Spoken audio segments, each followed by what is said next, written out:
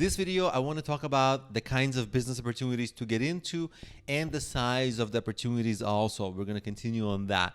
And I want to start by introducing a very famous investor, VC, and an entrepreneur himself, Mark Suster. He's got this amazing blog, and he's got this amazing blog post, and it's like deer hunting versus rabbits versus elephants. And I'm not into hunting. I love animals, but this is actually, I discovered this years ago, and I found this to be so on point that I wanted to start with this. And most people, when they start out, they want to go like huge ideas. And the problem with that is those are very competitive, and your competitors are going to be super professional, awesome companies run by great CEOs, all that. And so as much as we can daydream about competing, we're first-time entrepreneurs are not there yet. And so you don't want to go after the elephants, according to his Mark Suster's ideas. And you don't want to go after rabbits, because even if you win, you didn't really win that much. This could be equated to maybe a lukewarm success. So deer is something in between, right? They have a lot of meat.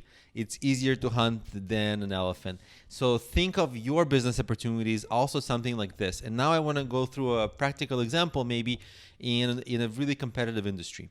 So let's talk about niching in the travel industry. If I ask people, or when I ask people, hey, what's one of your favorite, most passionate industries that you want to get into? Passion always, not always, but so often gets equated with travel, seeing the world, all that. People want to start a business in travel. Okay, well, it's a multi-billion dollar industry, which tells me that it's, oh my God, so competitive. Like, I just want to hide, like it's just so hard. And I don't want to push anyone into that, because it's just, for a first-time entrepreneur, it's just so difficult. And I see so many failures. So let's figure out how to niche down. So instead of just all travel, let's pick a place.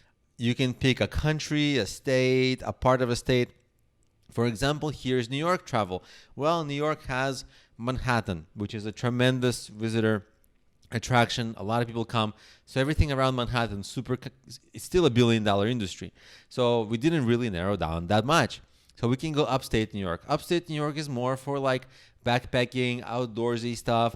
It can be for younger people. It can also be for older people looking for something quieter. But you have to choose who is going to be your target audience.